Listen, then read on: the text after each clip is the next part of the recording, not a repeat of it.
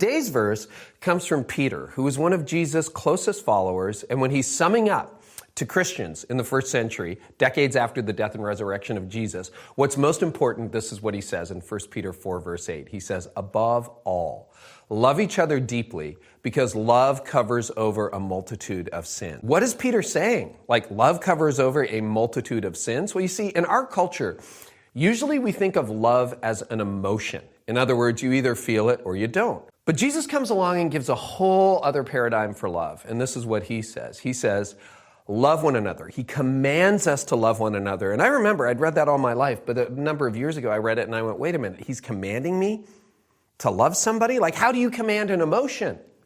Well, maybe love isn't an emotion. Maybe it's a decision. It's not a question of whether you feel it. It's a question of whether you decide to do it.